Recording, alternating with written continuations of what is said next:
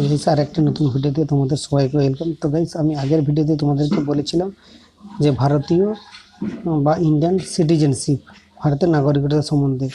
তো 5 থেকে 11 নম্বর ধারার মধ্যে যেটা আছে 5 নম্বর ধারা আমি কভার করে দিয়েছিলাম। যারা আগের ভিডিও দেখোনি তোমরা 5 নম্বর ধারার তোমরা দেখে নিতে পারো। আর আজকে কথা বলবো 6 নম্বর ধারা বা 6 নম্বর ধারা সম্বন্ধে। ঠিক আছে গাইস, তো 6 নম্বর ধারা সম্বন্ধে বলবো। তো 6 নম্বর ধারাতে কি আছে? তো 6 নম্বর ধারাতে এটাই আছে যে যারা পাকিস্তানে ছিল বা পাকিস্তানে বসবাস করতো, যারা পাকিস্তান ছেড়ে ভারতে এসেছিল, এটার সম্বন্ধেই 6 নম্বর ধারাতে বলা আছে। মনে করো যে যারা পাকিস্তানে ছিল, পাকিস্তানে যারা থাকতো, পাকিস্তানে যারা ছিল, পাকিস্তান থেকে যারা ভারতে এসেছিল, ওদের সম্বন্ধেই 6 নম্বর ধারাতে ডিটেলসে বলা আছে। ঠিক আছে, যখন সংবিধান প্রবর্তিত হয়েছিল সেই সময়ের কথা। দেখো এখানে এটাই লেখা আছে হিন্দিতে, পাকিস্তান সে ভারত আয়ে লোগোं की নাগরিকতা। মানে বুঝতে পেরেছো, যখন পাকিস্তান থেকে ভারত যে লোকগুলো আসছিল তাদের নাগরিকতার সম্বন্ধে ডিটেলসে বলা আছে। এইবারে দেখো এটাই লেখা আছে, দেখো 1948 সাল যখন ভারত স্বাধীন হয়েছিল 1947 সালে, আর যখন 1948 সালে বলা আছে যে 1948 সালের আগে কিংবা পরে যারা পাকিস্তান থেকে ভারতে এসেছিল তাদের নাগরিকতা সম্বন্ধে ডিটেলসে 6 নম্বর ধারাতে বলা আছে। তো এই সালটা ইম্পর্টেন্ট সাল, 19 জুলাই 1948 সাল। ঠিক আছে, এই জুলাইয়ের দেখো 19 জুলাই 1948 সালে যারা পেহলে বা যারা প্রথমে যারা এসছে, তার আগে যারা এসছে, 19 জুলাই 1948 সালের পরে যারা এসছে, এটাই এখানে ডিটেলসে আছে 6-এর 1 নম্বর ধারা আবার 6-এর 2 নম্বর ধারাতে। দেখতে পাচ্ছ, দেখো এখানে একটা জিনিস দেখো 6-এর 1 নম্বর ধারাতে কি আছে, দেখো 6-এর 1 নম্বর ধারাতে এটাই আছে। দেখো 6-এর 1 নম্বর ধারাতে কি বলা আছে না, 6-এর 1 নম্বর ধারাতে এটাই আছে যে 1948 সালের 19 জুলাই, দেখো আছে নিচে, তারিখের আগে যারা পাকিস্তান থেকে ভারতে আসছে, যারা 1948 সালের 19 জুলাই ওই দিন বা তার আগে যারা ভারতে এসছে, তারা ভারতে নাগরিকত্ব পাবে। এবং তাদের যদি কেউ ওটা তো যারা এসছে তারা তো পাবে, কিংবা তাদের বাবা মা কিংবা দাদু ঠাকুমা বা পিতামহী কিংবা দাদু ঠাকুমার কোনো একজন ভারতবর্ষে যদি জন্মগ্রহণ করে থাকেন, তাহলে তারও ক্ষেত্রে এই নিয়মটা চালু হবে। মানে বুঝতে পারলে, মানে এটাই যে আমি ডিটেলস আরেকবার বলে দিলাম। দেখো 1948 সালের 19 জুলাই এই তারিখ বা তার আগে যারা পাকিস্তান থেকে ভারতে এসছে এবং এসে এখানে রয়েছেন, যারা এসছে তারা এখানে ভারতের নাগরিকত্ব পাবেন। এবং যারা এসছেন, হয় তার বাবা মা যদি এসছেন কিংবা তাদের দাদু ঠাকুমা, কোনো একজন দাদু ঠাকুমার কোনো একজনও যদি থাকেন বা ভারতে বসবাস করে থাকেন, তাহলে ভারতের নাগরিকতা পাবেন। এটা বলা আছে যে 1948 সালের 19 জুলাইয়ের পেহলে বা আগে যারা পাকিস্তানে ছিল, যারা এসছে, তারা ভারতের নাগরিকতা পাবে 6-এর 1 নম্বর ধারা অনুসারে। ঠিক আছে, আর 6-এর 2 নম্বর ধারাতে কী বলা আছে না, 6-এর 2 নম্বর ধারাতে এটাই বলা আছে, দেখো 1948 সালের 19 জুলাই তারিখ বা তার পরে, মানে 1948 সালের 19 জুলাই তারিখ বা তার পরে, সেটা ছিল আগে আর এটা হচ্ছে পরে, যারা ভারতে এসছেন তারাও উপরের যে ব্যক্তিগুলোর যে ফ্যাসিলিটিগুলো পাবে, তারাও কিন্তু এই ফ্যাসিলিটি পাবে।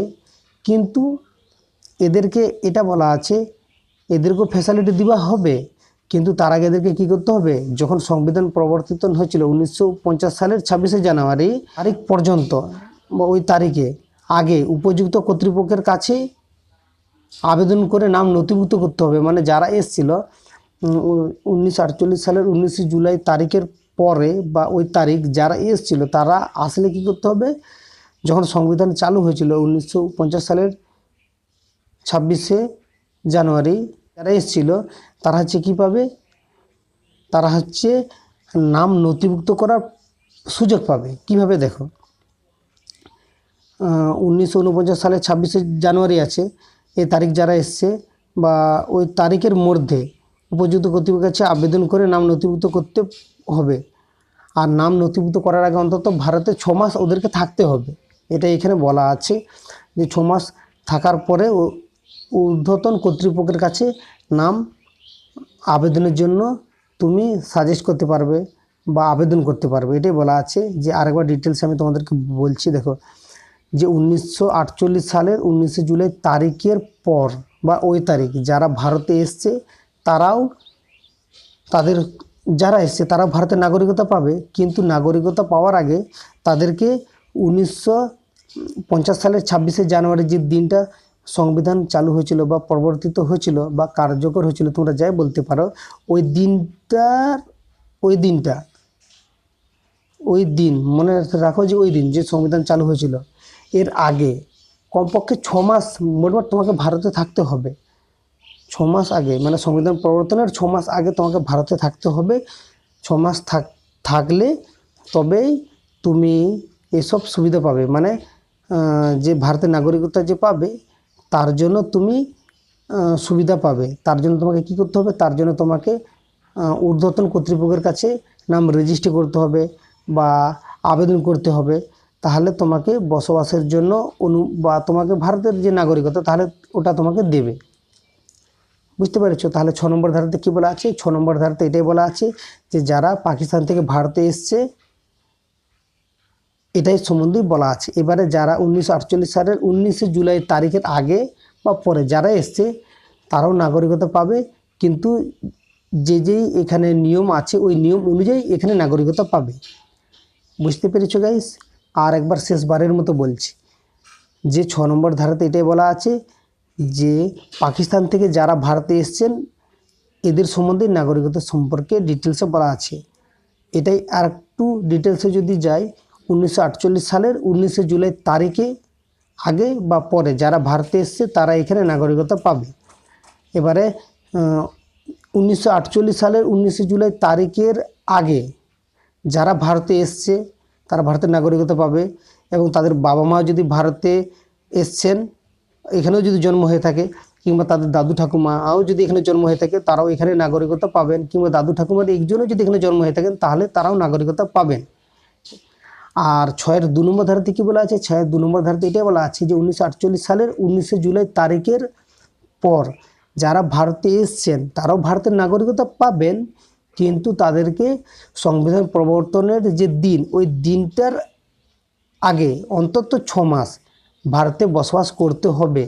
বসবাস করলে তাহলে